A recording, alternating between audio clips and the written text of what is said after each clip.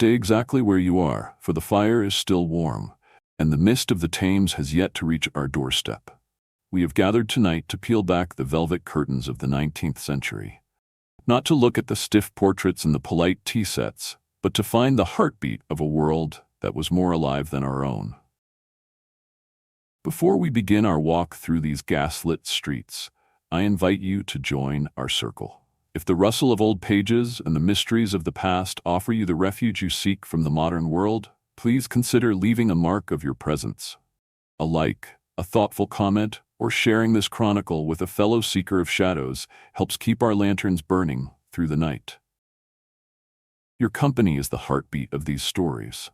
Take a moment to look at your hand, perhaps holding a smartphone or resting near a keyboard. We live in an age of sanitized predictability. We have insurance policies for our health, safety nets for our finances, and algorithms that tell us exactly what we should watch, eat, and think. Our world is safe, yes, but it is also profoundly, quietly boring. If you were to step back into the year 1850, your great-great-grandmother would likely find your life to be a mind-numbing routine, a velvet-lined waiting room for a future that never feels quite real. You see, while you are checking your notifications for the 100th time today, she was dodging actual, visceral danger and living through adventures that would make your Netflix queue look like a sleeping pill commercial. Life in the Victorian era wasn't just risky, it was electrifying. Imagine waking up in a London garret as the sun struggles through a thick, coal-stained sky. There were no alarm clocks screaming at you, only the rhythm of the city beginning to breathe. For the Victorian, every single day carried a genuine, high-stakes unpredictability that triggered a natural high we can barely comprehend. Would the fog be so thick today that you might lose your way in your own neighborhood? Would a sudden riot in the market square turn your morning errands into a fight for survival? Would the cholera pump be closed, or would the water you drink be the thing that ends your story? To us, this sounds like a nightmare, but to the human brain, this uncertainty made people feel incredibly, violently alive. Psychologists today tell us that small doses of danger and uncertainty trigger dopamine, the same chemical thrill seekers chase when they jump from planes. The Victorian didn't need to pay for extreme sports. Their entire world provided a natural high for free. We have spent a century building a world that eliminates surprise, and then we wonder why we feel so restless, so hollow, and so bored. Your ancestor didn't need an escape room. Her entire world was a giant adventure game where the stakes were real and the rewards actually mattered. Consider the reality TV of the street corner. Without a screen to stare at, entertainment came from the raw drama happening right in front of you. A blacksmith dealing with roaring flames and molten metal wasn't just doing a job, he was dancing with a dragon every single hour. A baker working through the night, racing against the dawn, felt a physical rush that a modern office worker sitting under fluorescent lights will never know. Market Square gossip was juicier than any social media feed because it involved people you could actually touch and whose actions could actually change your life. We have traded the adrenaline of the unpredictable for the security of the mundane. We have built climate-controlled bubbles where the seasons barely register, yet we suffer from a spiritual restlessness that no app can soothe. The Victorian lived in the mouth of the beast, and while their lives were shorter and harder, they possessed a time affluence and a visceral connection to the present moment that we have traded for a 7% increase in our engagement metrics. As the fire burns low and the shadows grow longer, ask yourself, are you truly living, or are you just surviving the routine? For as we move deeper into the Victorian night, we will find that the physical rush was only the beginning. The true magic lay in the work of the hands and the satisfaction of a soul that knew exactly why it was here. Stay with us, for the dawn is far off and the pulse of the past is starting to beat within these walls. The fire is steady now, a loyal companion against the growing chill of the evening. We have spoken of the adrenaline of the streets and the high-stakes gamble of a life lived without safety nets. But now, we must turn our gaze toward the hearth and the workbench. In our modern world, we speak of job fulfillment and career paths, yet most of us spend our days staring at abstract metrics, moving digital files from one cloud to another, or attending meetings about meetings. We are often disconnected from the final result of our labor, lost in a corporate bureaucracy where our individual contribution feels like a single drop of water in a vast gray ocean. But for the Victorian craftsman, work was not just a means of survival. It was a form of personal mastery that provided a psychological satisfaction our modern hustle culture simply cannot replicate. Imagine the hands of a Victorian blacksmith. They are scarred, calloused, and stained with the soot of the forge, but they possess a knowledge that is almost spiritual. When he spent his day forging a single horseshoe or crafting the iron gates of a parish church, he could see exactly what he had accomplished by the time the sun set. There were no spreadsheets to update, no abstract KPIs to meet, only the tangible, glowing proof that his 8 hours of sweat meant something. Every hammer blow was a signature. Every curve of the iron was a testament to his unique technique. He wasn't just Kevin from accounting.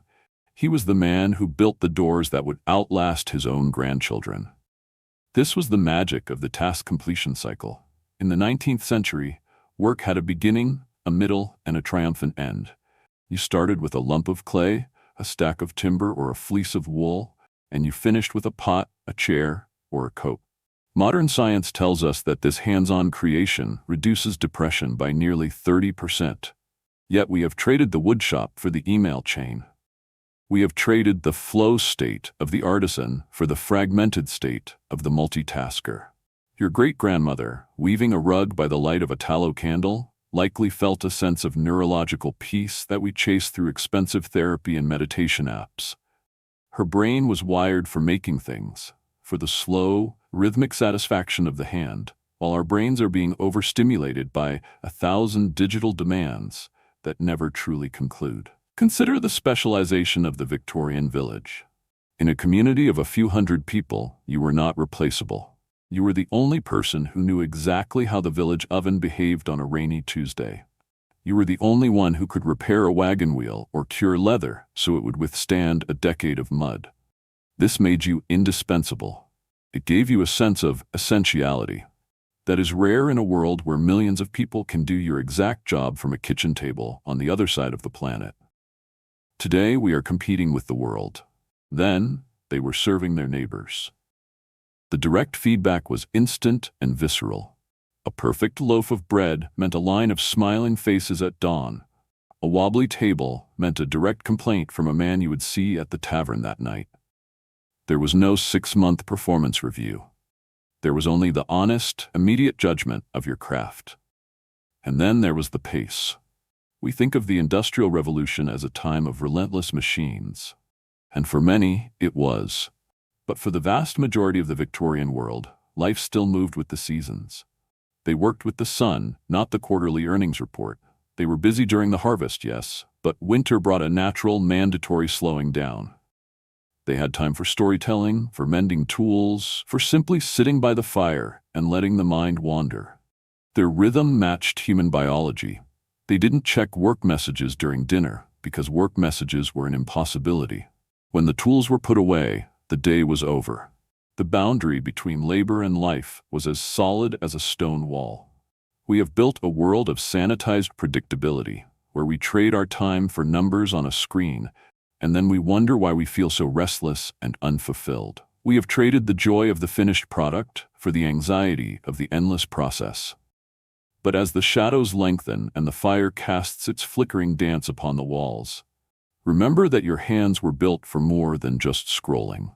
They were built for the forge, the needle, and the plow. For as we move into the next chapter of our journey, we will see that the Victorian didn't just work with more soul, they played with more fire. Stay with us, for the tavern doors are about to swing open, and the true chaos of the Victorian night is waiting to be revealed. The fire crackles now with a renewed energy, as if the embers themselves remember the vigor of an era that knew nothing of a sedentary life. We have spoken of the work that fed the soul through the hands, but now we must look toward the body. In our modern world, we view exercise as a chore, a scheduled task in a fluorescent cubicle called a gym, where we run on treadmills that lead nowhere, monitoring heart rates on plastic screens. We pay fortunes to simulate the movement that our ancestors did by pure instinct. For the Victorian, physical fitness was not an aesthetic choice. It was an inevitable consequence of being alive. Their world was an urban playground of chaos, strength, and a raw physical joy that would make any modern CrossFit athlete falter. Imagine the concept of sport in the heart of a village or a working-class neighborhood in 1860. There were no subscriptions, no branded gear, no excessive safety regulations. There was only mob football, the wild ancestor of modern soccer. But forget stadiums and referees. Imagine hundreds of people, an entire village transformed into a field, chasing an inflated pig's bladder through narrow streets, muddy backyards, and even frozen rivers. The goal was simple: get the ball to the other side of town by any means necessary. It was pure chaos, a tangle of bodies, laughter, and adrenaline where there was no room for inhibition. It was a game that didn't just build muscle. It built a community bound by sweat and shared effort. Here lies the shock of contrast. We isolate ourselves to train. They united to play. While today we count steps on a watch, the Victorian practiced what we call functional fitness through survival and celebration. Archery, for instance, was not just an elegant pastime for the aristocracy in the gardens of Surrey. For many, it was a competition of precision that kept the eyes sharp and the arms strong. Skills that put dinner on the table and maintained a physical dexterity that our luxury gyms simply cannot replicate.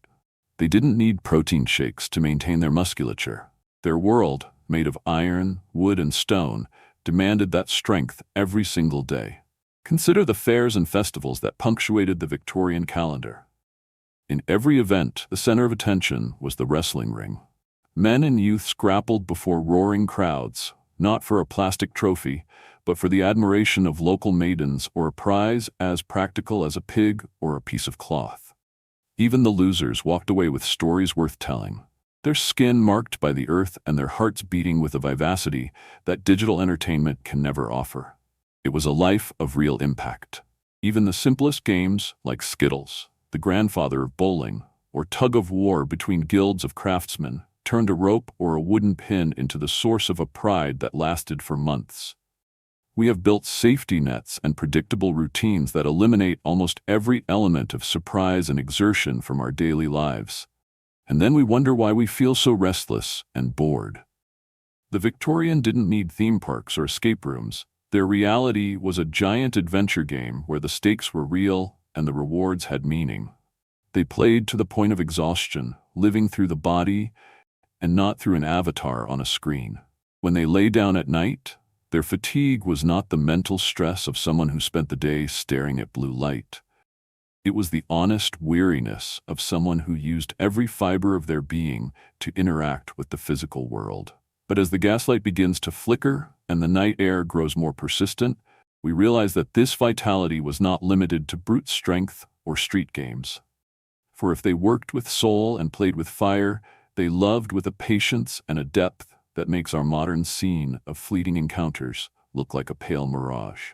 Prepare yourself, for the garden shadows await, and the rhythm of the Victorian heart is about to reveal how true human connection was once forged. Stay with us, for the chapter of unfiltered romance and slow courtship is about to begin.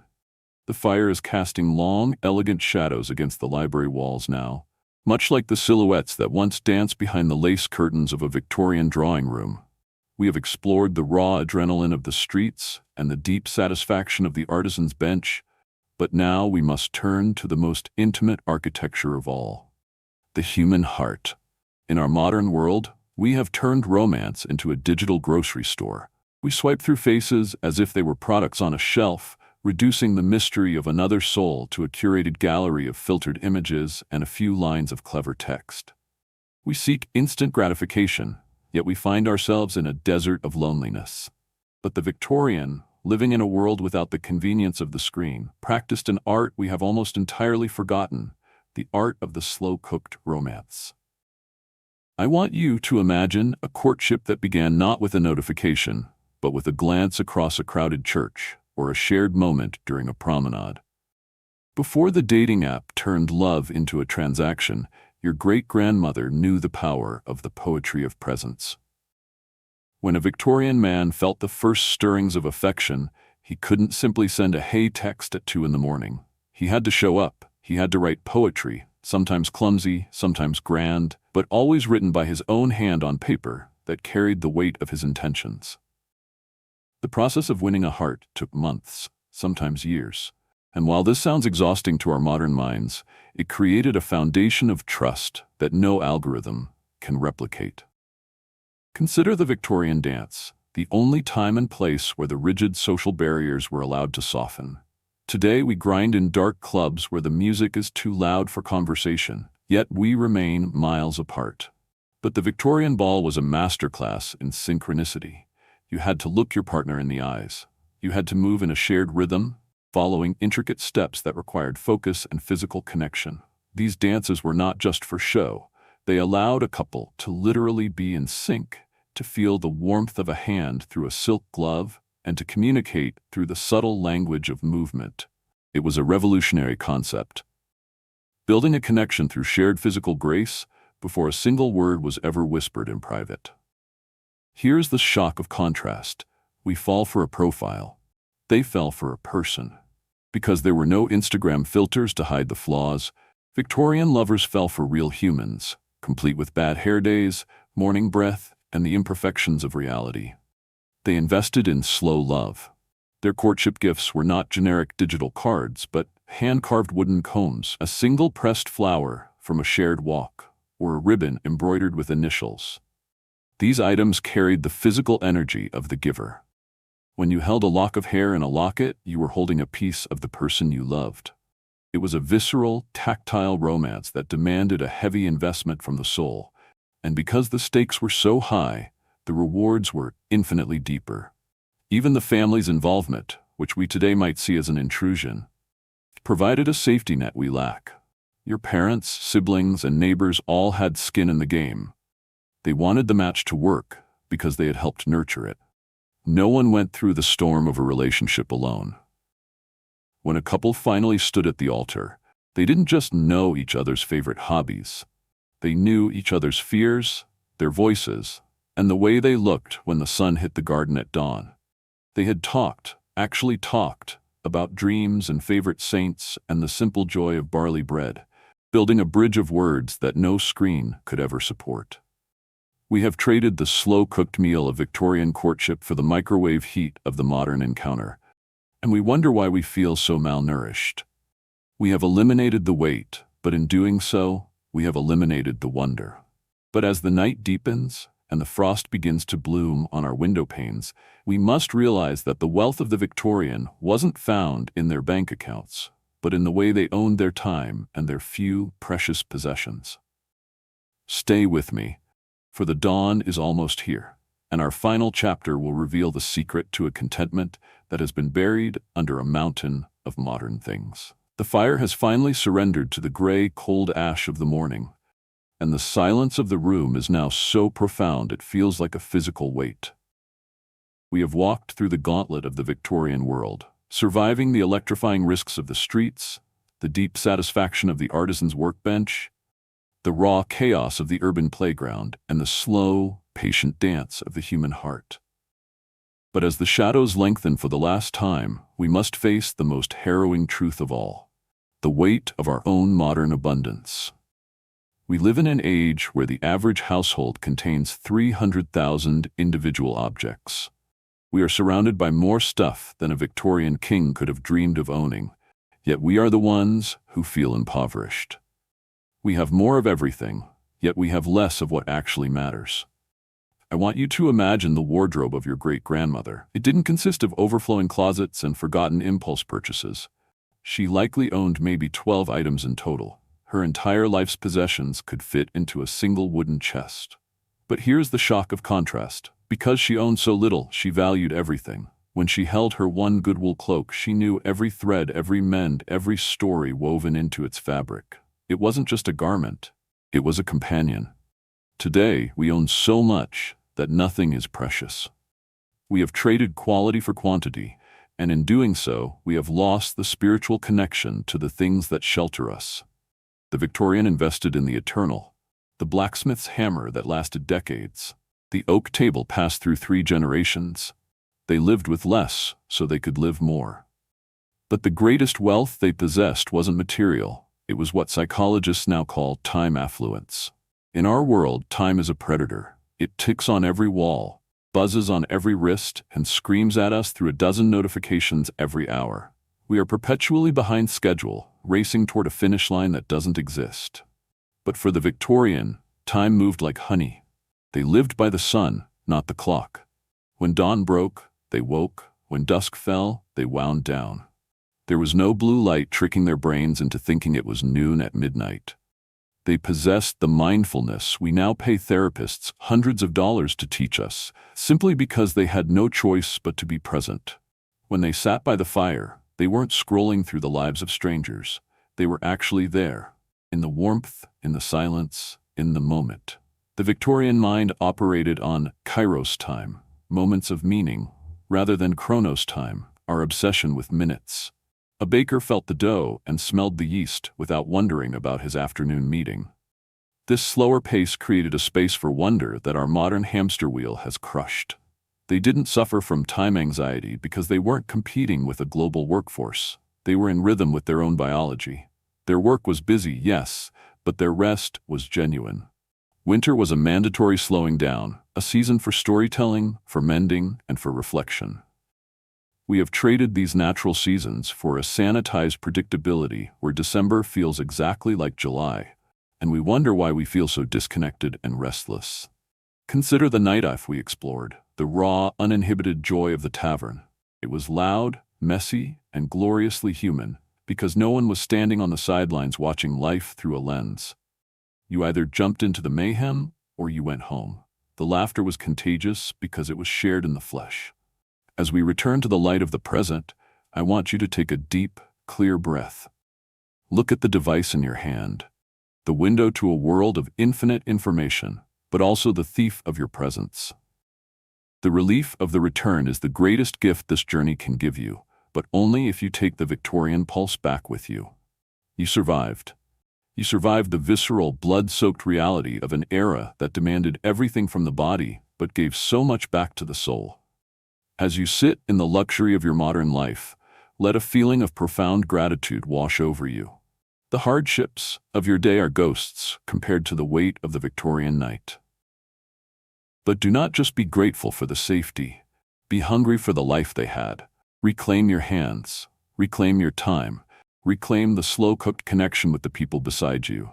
As we extinguish the last candle and step back into the light of the 21st century, I want to thank you for walking this path with me. Your curiosity is the bridge that connects us to those lost souls who lived so fully in the dark.